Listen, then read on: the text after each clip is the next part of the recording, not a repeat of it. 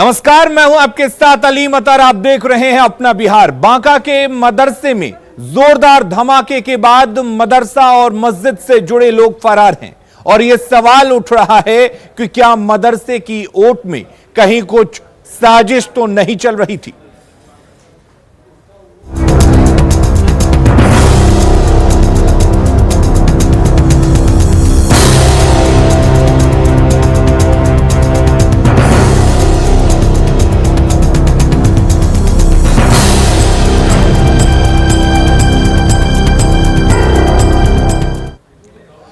और बड़ी खबर आपको बता दें, मदरसा ब्लास्ट मामले से जुड़ी हुई ये बड़ी खबर है, जिस मामले में केस दर्ज हो चुका है। बांका थाने में अज्ञात लोगों के खिलाफ एफआईआर दर्ज कराया गया है। आरोपियों की गिरफ्तारी के लिए टीम बना दी गई है। संभावित ठिकाने पर यह टीम छापेमारी भी कर रही है। अब तक किसी की गिरफ्तारी नहीं हुई है। 26 घंटे बीत चुके हैं इस घटना के, उसके बाद भी पुलिस के हाथ खाली हैं। लेकिन पुलिस ये जरूर कह रही है कि उन लोगों की निशानदेही की जा चुकी है जिनका हाथ हो सकता है और उनको ट्रैक भी किया जा रहा है। उनको गिरफ्तार करने के लिए टीम छापेमारी लगातार कर रही है। उनके फोन स्विच ऑफ हैं, लेकिन बावजूद उसके पुलिस उनको लगातार ट्रैक करने की कोशिश कर रही है और यह उम्मीद जता रही है कि जल्द से जल्द उनकी गिरफ्तारी कर ली जाएगी।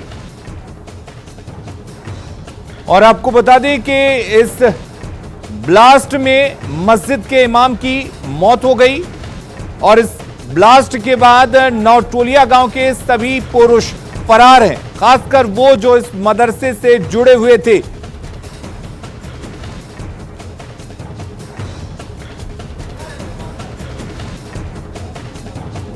तो मंगलवार की सुबह 8 बजे तेज धमाका हुआ था और उसके बाद से पूरे इलाके में दहशत का माहौल था। पूरे इलाके में सनसनी फैल गई थी।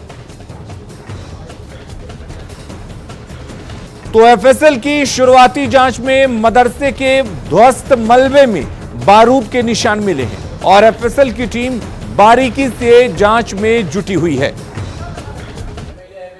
हुआ है उसमें थोड़ा सा बारूद का स्मेल वगैरह आ रहा है, तो प्रॉपर जब फाइनल टेस्ट होगा उसके बाद एक्चुअल में केमिकल आएगा कि क्या है।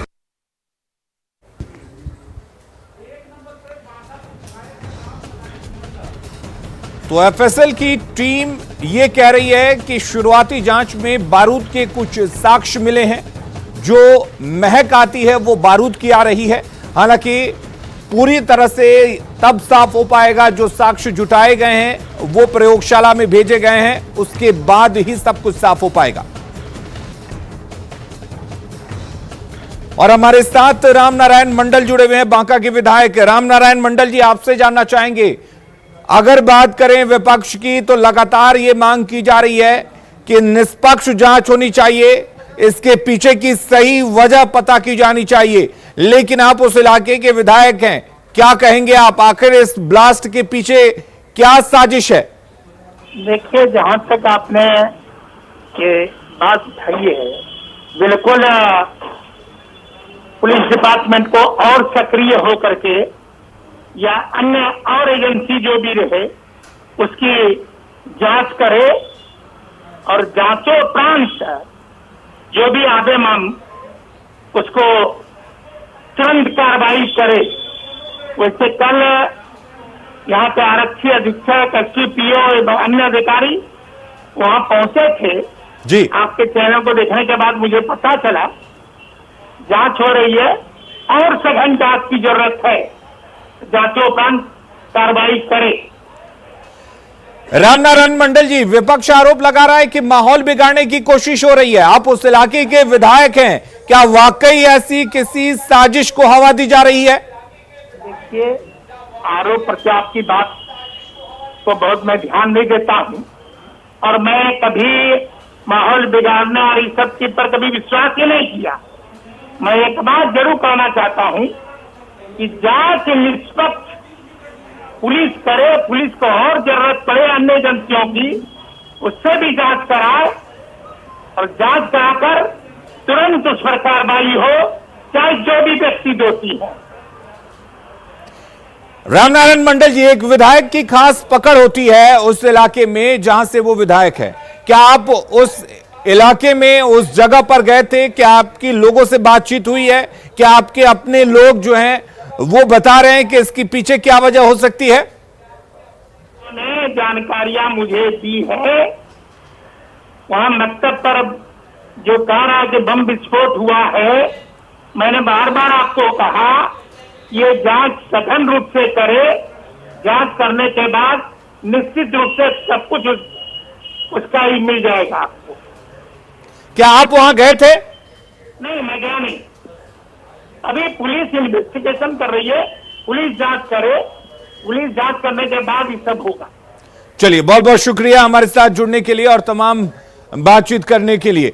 इधर बांका के नौटोलिया मदरसे में धमाके के बाद राजनीति तेज हो गई है।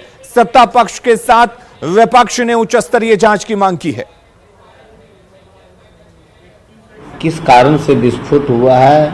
क्योंकि वह पढ़ाई का जगह है, शिक्षा दीक्षा का जगह है। वहाँ यदि किसी कारणवश विस्फोट हुआ है या कोई साजिश करके विस्फोट करके बिहार को बदनाम करना चाहता है, इसकी उच्च स्तरीय जांच करके सही देख करके कार्रवाई की जाए। देखिए, निश्चित रूप से जिस चीज़ की मांग उन्होंने की है उसकी पूरी तरह से उच्च स्तरीय जांच की जाएगी। और सही कहा है उन्होंने कि इसकी उच्च स्तरीय जांच होनी चाहिए कि आखिर मदरसा में इस प्रकार का इतने बड़े पैमाने पे विस्फोटक सामान कहाँ से आया। और मुझे तो लगता है कि आने वाले दिनों में इस तरह के जहाँ भी शंकाएं पैदा हों, निश्चित रूप से सरकार उसके ऊपर कड़ाई से देखिए, एक गंभीर घटना है और मैं समझता हूँ कि जो मदरसा 2-3 महीने से बंद पड़ा था, वहाँ कोई गतिविधि नहीं थी, तब इतना बड़ा विस्फोट होना, कई लोगों का घायल होना, वहाँ के इमाम की मौत हो जाना, ये कई प्रकार के सवाल को खड़ा करता है। तो कांग्रेस चाहती है कि इस पूरे मामले की निष्पक्ष जांच हो और जो इस घटना के जिम्मेदार हैं उनके ऊपर कार्रवाई हो। देखिए, बांका में जो नपटोलिया गांव है वो मदरसा नहीं था, वो एक मकतब है जो मस्जिद से सटे हुए मकतब चल रहा था। उसमें कल जो ब्लास्ट हुआ है वो बहुत दर्दनाक हादसा है और इसकी उच्च स्तरीय जांच होनी चाहिए। चूंकि मकतब में या मस्जिद में इस तरह की घटना इससे पहले कभी। और मदरसे में धमाके के बाद कई सवाल उठ रहे हैं और ये सवाल काफी सुलगते हुए हैं। क्या आरडीएक्स या डायनामाइट से इतना जोरदार धमाका हुआ है? क्योंकि ये कहा जा रहा है कि धमाका हाई डेंसिटी था। क्या आईईडी बम से इतना जोरदार धमाका हुआ है? ये तमाम सवाल जांच के विषय हैं। क्या मदरसा में बम बनाया जा रहा था? ये भी सवाल उठ रहे हैं। क्या मदरसा में कोई साजिश रची जा रही थी? और साथ ही बड़ा सवाल यह भी कि क्या मदरसे का कोई आतंकी कनेक्शन तो नहीं है? साथ ही सवाल यह भी उठ रहे हैं कि धमाके के बाद इलाके के पुरुष, खासकर जो मदरसे से जुड़े हुए थे, वो फरार क्यों हो गए? और क्या आपसी रंजिश में मदरसा में बम रखा गया था? क्योंकि इसके पहले भी वहां पर ब्लास्ट हो चुके हैं। आखिर लोकल इंटेलिजेंस को इसकी खबर क्यों नहीं मिली? पूरी तरह से लोकल इंटेलिजेंस का एक फेल्योर भी इसे कहा जा सकता है।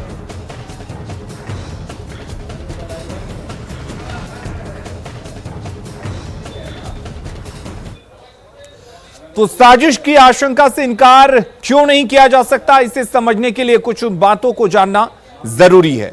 एफएसएल ने मलबे में बारूद पाया है, यानी कि एफएसएल कह रही है कि शुरुआत में वहां से बारूद की गंध आ रही है। मस्जिद से जुड़े लोग आखिर फरार क्यों हो गए इस घटना के बाद से? और साथ ही सवाल यह भी है कि मदरसे से जुड़े लोग भी फरार क्यों हो गए? गांव के पुरुष क्यों फरार हो गए? ये तमाम सवाल हैं और इन सवालों के जरिए कई तरह की साजिश की भी भनक आ रही है। तो इस धमाके के लिए आखिर बारूद कहां से आया? अगर बारूद का इस्तेमाल किया गया है तो धमाके से नौटोलिया गांव थर्रा उठा था और घायलों को गुप्त ठिकाने पर क्यों लाया गया, क्यों लेकर उन्हें जाया गया? क्योंकि जहां पर इस मस्जिद के इमाम का शव मिला था, वहां पर शव को छोड़कर लोग फरार हो गए थे। अगली खबर का रुख कर लेते हैं। सहरसा में दो पक्षों के बीच हिंसक झड़प हुई है। नौहट्टा थाना के मोहनपुर गांव में सरपंच नवी अहमद और उसके मामा के बीच रास्ते को लेकर विवाद हुआ। इस विवाद में जमकर लाठी डंडे चले। तस्वीरों में आप देख सकते हैं कि कैसे लोग उग्र हैं और लाठी डंडे चला रहे हैं। पुलिस ने इस मामले में दोषियों को कड़ी सजा देने का भरोसा दिया।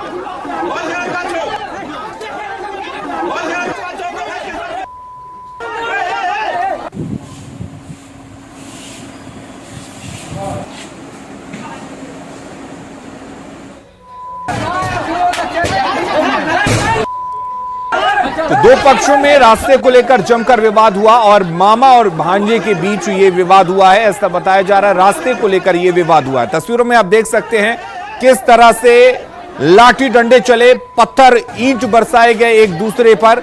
और एक तस्वीर आप देख सकते हैं, अस्पताल में घायलों को रखा गया है, भर्ती कराया गया इलाज के लिए।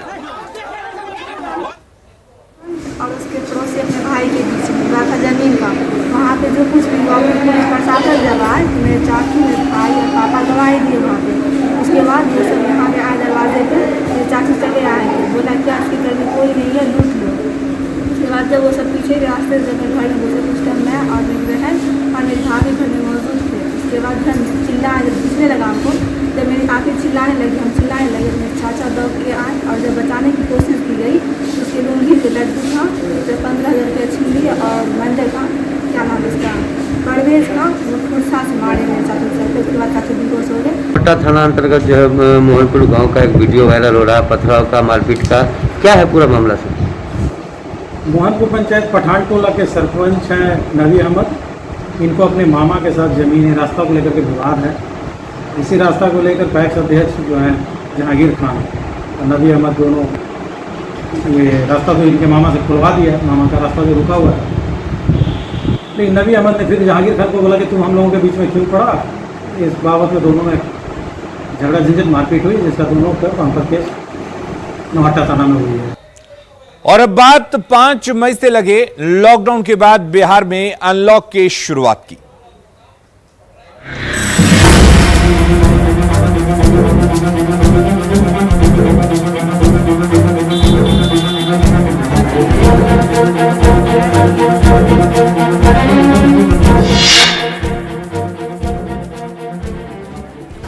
आज से बिहार में अनलॉक 1 की शुरुआत हो गई है। पटना की सड़कों पर इसका असर भी दिख रहा है। जानकारी दे रहे हैं संवाददाता आनंद अमृतराज। आज से बिहार में अनलॉक 1 की शुरुआत हो गई है और हम आपको तस्वीर दिखा रहे हैं पटना के डाकबंगला चौराहे की। चहल पहल तेज हो गई है और जाहिर सी बात है कई सारी छूट दी गई है अनलॉक 1 में।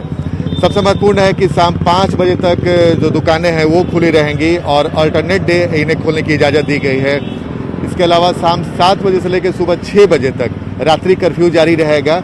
इसमें ज़्यादा ढीलें दी गई है। निजी और सरकारी कार्यालय में 50% उपस्थिति के साथ शाम 4 बजे तक कार्यालय भी खुले रहेंगे। तो ये बड़ी रियायत है क्योंकि जो निजी संस्था था वो बंद थे, जिसके वजह से कामकाज काफ़ी प्रभावित हो रहा था। लेकिन अब सरकार ने तय किया है कि निजी और सरकारी कार्यालय में 50% उपस्थिति के साथ शाम 4 बजे तक कार्यालय खुले रहेंगे। वाहनों को दिन में भी परिचालन की छूट मिल गई है, ये महत्वपूर्ण है। और जो लोग पैदल जा रहे हैं उनको भी जाने की छूट मिल गई है।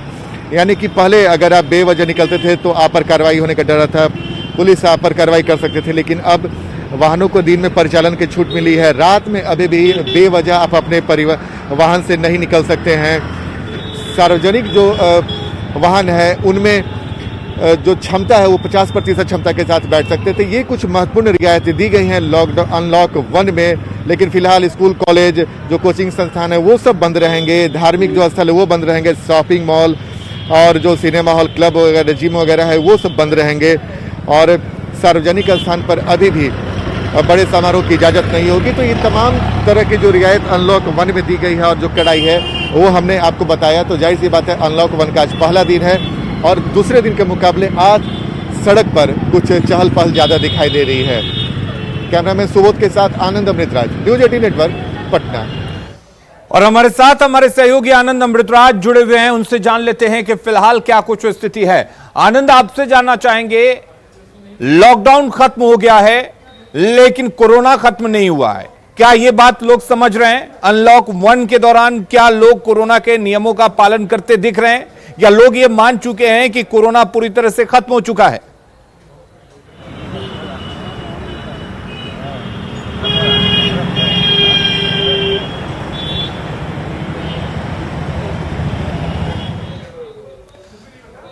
आनंद, अगर आप तक हमारी आवाज पहुंच रही है तो हम आपसे जानना चाहेंगे कि क्या लोग ये मान चुके हैं कि लॉकडाउन के साथ कोरोना खत्म हो चुका है या लोग कोरोना गाइडलाइंस का पालन कर रहे हैं और जो एहतियात बरते जानी चाहिए वो दिख रही है?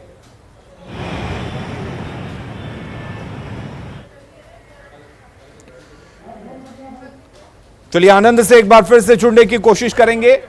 तो आज से बिहार में अनलॉक 1 की शुरुआत तो हो गई है और लोगों के चेहरे पर एक खुशी जरूर दिख रही है, लेकिन लोगों को यह समझना होगा कि लॉकडाउन खत्म हुआ है, कोरोना खत्म नहीं हुआ है। आपको बता दें कि आज से शाम 5 बजे तक दुकानें खुलेंगी और तमाम जिलों के डीएम को यह अधिकार दिया गया है कि कौन से दिन कौन सी दुकानें खुलेंगी, ये जिले के डीएम तय करेंगे। शाम 7 बजे से सुबह 5 बजे तक, हालांकि इस दौरान नाइट कर्फ्यू रहेगा। निजी वाहन से आवागमन हो सकेगा, आप निजी वाहन से आ जा सकेंगे, पैदल आ जा सकेंगे। ऑनलाइन शैक्षणिक भी संस्थान जो है वो बंद रहेंगे। हालांकि आपको बता दें कि ऑनलाइन जो पढ़ाई चल रही थी वो जारी रहेगी। और हमारे साथ हमारे सहयोगी आनंद अमृतराज जुड़ चुके हैं। आनंद, लॉकडाउन आज से खत्म हो गया, अनलॉक की शुरुआत तो हो गई, लेकिन यह मानना पड़ेगा कि लॉकडाउन खत्म हुआ है, कोरोना खत्म नहीं हुआ। क्या लोग कोरोना के गाइडलाइंस का पालन कर रहे हैं, क्योंकि सख्ती अब भी जारी है?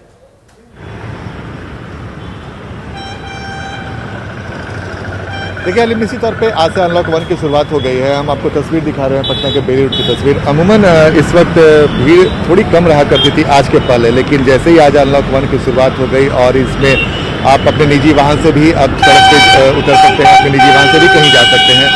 इसके लिए मूवमेंट थोड़ा ज़्यादा ही दिख रहा है। लोग अभी भी कई सारे ऐसे लोग हैं जो बिना मास्क, भैया ओए कुछ ऐसे लोग हैं जो अभी भी मास्क क्यों नहीं लगाते हैं? मास्क लगा रखे हैं, अभी खांसी काफ़ी ज़्यादा हो गया है इसलिए हटा दिया। चाची इधर आइए, चाची इधर आइए, इधर आइए। आज से छूट मिल गया है, ये मास्क लगाते रहिएगा ना? हम मास्क लगाते हैं, मास्क लगाते हैं। आप लोग जैसे आज से छूट मिला तो कहीं ऐसा तो नहीं है कि लापरवाही फिर से आ जाएगी? नहीं नहीं नहीं नहीं, लापरवाही नहीं करना है। लापरवाही करना है, मौत को दावत देना है। लापरवाही करना, मौत को दावत देना, ये महत्वपूर्ण है। देखिए अलीम, हम यही बताने की कोशिश कर रहे थे, कुछ लोग ऐसे जो लापरवाही में दिखे, कुछ लोग ऐसे जो अलर्ट है। तस्वीर देखिए पटना के बेली रोड की तस्वीर, चहल पहल कुछ ज्यादा, और जाहिर सी बात है अनलॉक 1 में कई सारी छूटें दी गई हैं, तो ये भीड़ आपको दिखेंगे ही। लेकिन हमें और लोगों को सचेत होना होगा, और सचेत इस बात को लेकर होना होगा कि सरकार ने ढील हम ही लोग को के हित को देखते हुए दी है, तो उसका पालन हम पूरी ईमानदारी से करें और कोई ऐसी गलती न करें कि जिससे फिर से कोरोना संक्रमण का खतरा बढ़ जाए। क्योंकि अब ये 1 हफ्ता के लिए ढील दी गई है। अगर सरकार को लगता है कि इस 1 हफ्ते के ढील का नाजायज फायदा उठाया जा रहा है, तो हो सकता है कुछ और कड़ाई हो जाए। अभी भी कई सारी रियायतें दी गई है, लेकिन कई सारी रियायतों की जरूरत है। हम आपको तस्वीर एक और दिखा रहे हैं, ठीक हमारे बाईं ओर तस्वीर दिखा रही है सरकारी कार्यालय विश्वेश्वरैया भवन बिहार सरकार का, और आज से इसमें 50% उपस्थिति के साथ कर्मचारी काम करेंगे शाम 4 बजे तक। वही निजी जो कार्यालय है वो भी शाम 4 बजे तक खुलेंगे 50% उपस्थिति के साथ। तो ये कुछ ऐसी रियायतें हैं जो जरूरत थी, क्योंकि सरकारी कामकाज तेज गति से हो, प्राइवेट काम भी तेज गति से हो, विकास के काम न रुके, इसका खास ख्याल रखा है सरकार ने। और यही वजह कई सारी रियायतें दी गई है, लेकिन कड़ाई भी बरतने की पूरी कोशिश की जा रही है और जिलाधिकारियों को सख्त निर्देश दिया गया है कि आप अपने स्तर से। चलिए आनंद, बहुत बहुत शुक्रिया आपका तमाम जानकारी देने के लिए। तो रोज जैसी तस्वीरें नहीं दिख रही हैं, आज सड़कों पर थोड़ी हलचल है, लेकिन लोगों को यह समझना होगा कि लॉकडाउन खत्म हुआ है, कोरोना नहीं। आपको कोरोना के नियमों का पालन करना है, अन्यथा भीड़ बिल्कुल नहीं लगानी है। अगली खबर का रुख करते हैं। सासाराम में कोविड से जिन लोगों की मौत हुई है, उनके परिजनों को सरकार ने आर्थिक सहायता करने का ऐलान किया है, लेकिन परिजनों में कागजात को लेकर असमंजस की स्थिति है। उन्हें दस्तावेज इकट्ठा करने में परेशानी हो रही है। सिविल सर्जन के मुताबिक ये मामला आपदा विभाग के अंदर आता है। वहीं प्राइवेट अस्पतालों का कहना है कि वे लोग जरूरी दस्तावेज आसानी से उपलब्ध करा दे रहे हैं। होती है तो उन्हें हम लोग गाइड करते हैं, उनके मृत्यु प्रमाण पत्र से संबंधित सारी जानकारियां देते हैं। साथ ही साथ हमारे जानकारी में यह है कि सरकार के द्वारा कुछ राशि निर्धारित की गई है, जिससे कोविड मरीजों की मौत होती है तो उनके आश्रितों को लाभ मिल सके। बहुत सा चीज़ कर रहे हैं, सरकार की तरफ से आया है, जो कि हमारे डिपार्टमेंट से नहीं दूसरे डिपार्टमेंट से संबद्ध है। इसके लिए उस डिपार्टमेंट से ज़्यादा आपको जानकारी मिल सके। दुनिया भर में हुए शोधों से साफ हो चुका है, कोरोना से बचाव के लिए वैक्सीनेशन ही एकमात्र कारगर तरीका है, लेकिन इसे लेकर अब भी लोगों में भ्रम की स्थिति बनी हुई है। कटिहार के अल्पसंख्यक बहुल चौधरी मोहल्ले में कोविड एक्सप्रेस को लेकर लोगों में सुस्ती देखी जा रही है। कार्यक्रम के नोडल पदाधिकारी सेविका और वार्ड पार्षद से बात की न्यूज 18 संवाददाता सुब्रत गुहा ने। कोरोना महामारी को मात देने के लिए टीका जरूरी है, लेकिन टीका को लेकर जो सजगता होना चाहिए वो अब तक नहीं दिख रहा है। अभी हम लोग आ चुके हैं चौधरी मोहल्ला, ये अल्पसंख्यक बहुल इलाका है और आप देख सकते हैं जो टीका एक्सप्रेस का लगा हुआ है, लेकिन अफसोस की बात है जो सजगता होनी चाहिए था वो नहीं है। महज 8 लोग ही वैक्सीनेशन हुआ है अभी तक और ये इलाका काफ़ी बड़ा इलाका है, लेकिन क्या कारण है इसके पीछे, आइए जो कोऑर्डिनेटर है सबसे पहले उनसे बात करते हैं। इसमें सबसे बड़ी कमी है कि लोगों में जागरूकता की कमी है। अगर लोग वैक्सीन के बारे में अगर सही ढंग से जान जाए, इसकी इम्पोर्टेंस को अगर वह समझ पाए तो हम समझते हैं कि आ जाए। लेकिन हर आदमी को हम लोगों ने मैसेज तो दिया है, लेकिन ये जो है हो सकता है कि उसको क्या कन्फ्यूज़न है वो इस चीज़ को अच्छा से समझे, और जिसको कोई कन्फ्यूज़न है तो वो आके जो है डॉक्टर से कोई अच्छे आदमी से पूछे। दूसरे के बहकावे में जो आ जाता है वही ज़्यादा गड़बड़ी है। सीधा सवाल है, कुछ ये भी चर्चा है कि अल्पसंख्यक इलाकों में भ्रम फैलाया गया या भ्रम की स्थिति है, उसको क्यों नहीं दूर कर पा रहा है या दूर नहीं हो पा रहा है, ये क्या है? देखिए, अल्पसंख्यक में कोई भ्रम फैलाया नहीं गया है, न ही उसमें किसी तरह की भ्रम की शिकायत है। हम समझते हैं कि लोगों में जानकारी का अभाव है, लोगों में शिक्षा का अभाव है और अल्पसंख्यकों में खास करके शिक्षा का ज़्यादा ही अभाव है, जिसकी वजह से वो जो है वैक्सीन की अहमियत को नहीं जान पा रहा है। लोगों को जानकारी का अभाव है, लोग डरते हैं कि ये इंजेक्शन लेने से हम मर जाएंगे या हमको फीवर आएगा या कुछ ज़्यादा नुकसान करेगा, सिर्फ यही भ्रम है लोगों में। तो ये भ्रम दूर करने के लिए आप लोग क्या करते हैं, लोगों को क्या समझाते हैं? लोगों को समझाते हैं कि आप वैक्सीन लीजिए, वैक्सीन लेने के बाद जो है डेथ होने का कम चांस होता है। कोरोना अगर आपको हो भी जाता है तो आप जल्दी मरने का कोई वैसा नहीं रहता, आप रिकवर कर सकते हैं। जी जी, बहुत दुख है, बहुत अफसोस है कि मेरी नगर निगम में उस तरीका से नहीं हो रहा है काम। और इसके पीछे जो बड़ी वजह जो कारण बताया जा रहा है, जो प्रचार प्रसार के अभाव है, उसको वो भी बड़ा कारण है। एक और चर्चा आ रहा है जो अल्पसंख्यक इलाके में जो भ्रम की स्थिति है वो अब तक दूर नहीं हो पाया। कहीं ना कहीं सरकार और प्रशासन को इसको लेकर और गंभीर होना पड़ेगा ताकि ऐसी तस्वीर और दूसरे मोहल्ला या सुदूर इलाकों से ना आए। सुब्रत, न्यूज़ 18 कटिहार। न डरिए न डराइए, सच जानिए और वही बताइए। प्लीज अफवाह मत फैलाइए। वैक्सीन ही है संजीवनी, इसे अपनाइए। और यही काम कर रहा है नेटवर्क 18, जो फेडरल बैंक के साथ मिलकर वैक्सीनेशन को लेकर जागरूकता अभियान चला रहा है, जिसका नाम है संजीवनी, ए शॉट ऑफ लाइफ। और काम है जागरूकता के जरिए कोरोना को मात देना। टीका लगा, टीका लगा, जब अपनी बारी आए टीका लगा, वो ये जो ठान सी है वो कमाल सी है, संजीवनी आई यहाँ। टीका लगा, जरा टीका लगा, जरा टीका टीका टीका टीका लगाया क्या? और अपना बिहार के इस बुलेटिन में फिलहाल के लिए इतना ही। आगे देखिए झारखंड की खबरें, जोहार झारखंड।